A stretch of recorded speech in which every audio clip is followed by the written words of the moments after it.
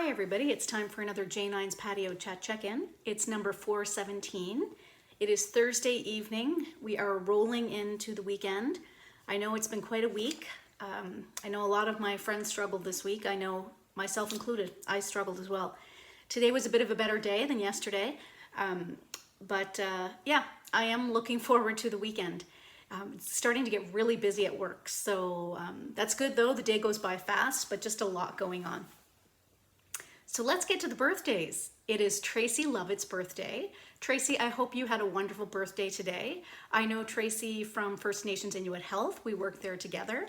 We also did a couple of runs together, and I noticed the beer run that Jackie McDonald had posted pictures of a few of us from that.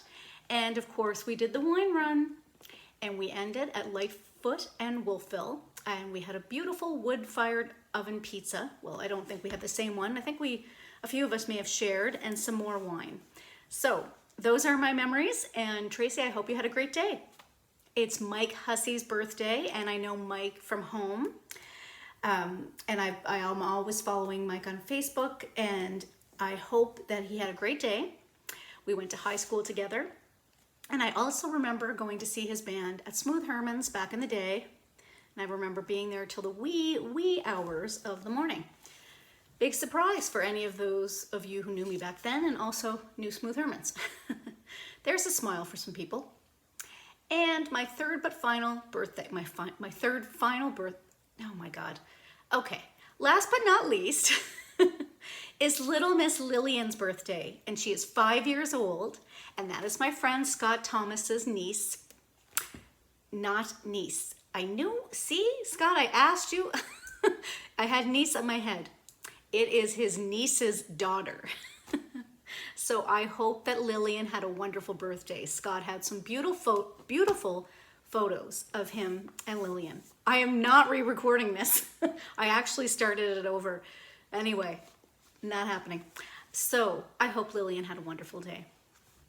Today I took part in a public education symposium that was hosted by the Controlled Substances and Cannabis branch. I was really lucky to take part in that. And it focused on substance use during COVID-19, which I've talked about quite a bit, and I've had the opportunity to hear from many people on.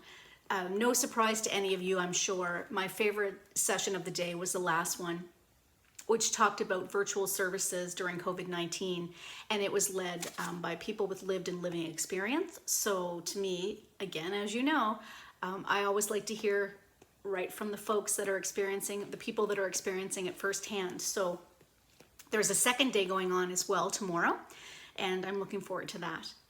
This week, I'm a little late on this because I got caught up in the days instead of the fact that there was actually a week being celebrated this week, National CMHA Mental Health Week. It was this week, and the theme was Name It, Don't Numb It.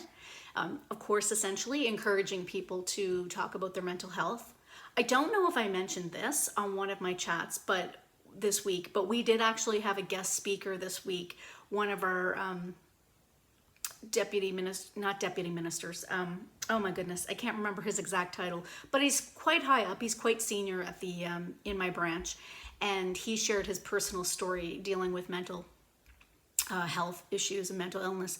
And I'm very impressed to see in my branch at least, and I know it happens in some, not all, that a lot of people in leadership positions are coming forward and sharing their stories and their struggles. And I think it does sometimes make it easier for others to do the same when they see that the folks in top level positions are doing that. I know it doesn't always work that way, but sometimes it can make it a little easier. So I certainly know that people have been challenged this week, like I was talking about earlier.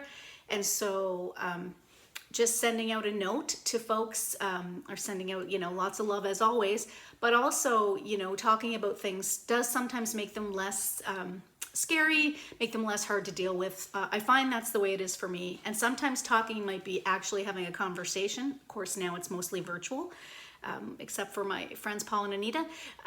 But sometimes I just type things out. It just depends. So just reach out if you need to talk to somebody, if you need something. I found this week what I've needed to do. I'm finding I have sensory overload, And I told a friend today who checked in on me that I was actually taking everything in at a surface level. So I saw, for example, in Nova Scotia today, the number of people they reported as testing positive. I just saw it quickly. I didn't take anything else in. I didn't read anything further because I know I can easily go down a rabbit hole. I can start getting caught up in some negative talk. So I thought, nope, don't go there. I did, however, on a positive note, sign up to volunteer at the pop-up testing site on the weekend. So I'll go there again at the library. And this time I'm going to do a few different things. Last time I was a screener, so I would have been one of the first people that people saw when they came in. And this time I'm going a couple of days on the weekend. One day I'm going to do traffic control, just keeping people making sure people don't bump into each other and that they keep distanced. And the other day I will do the exit survey. So people don't have to do a survey, but they're encouraged to do an online survey if they're willing, and just thanking them for coming out, thanking them for getting tested. Just a see you later, thanks for coming type thing. So I had actually really wanted to do the screening again, but it's popular now to volunteer, so a lot of the spots got filled up quickly. But I'm really glad it's something that I can do easily. I can walk there very easily. It's literally less than a 10-minute walk for me, so I'm not leaving my neighborhood. And I'm promoting testing, of course, as I always do, and I feel like I'm contributing to the public health response in the best way I can. So that's that. I wanted to give a shout out to my friend JR, my dear friend JR. He's from home. He's my high school buddy, and he's had a lot of loss lately. So I just wanted to send out a big love to you, and also to my friends Jane and Dave, also experienced a loss, and a shout out to Glenn, and he knows why. So I think those were all the shout outs and everything that I wanted to talk about. Wow. That's it for today, everybody. Take good care of yourselves. Take good care of others. I will see you tomorrow. Bye-bye.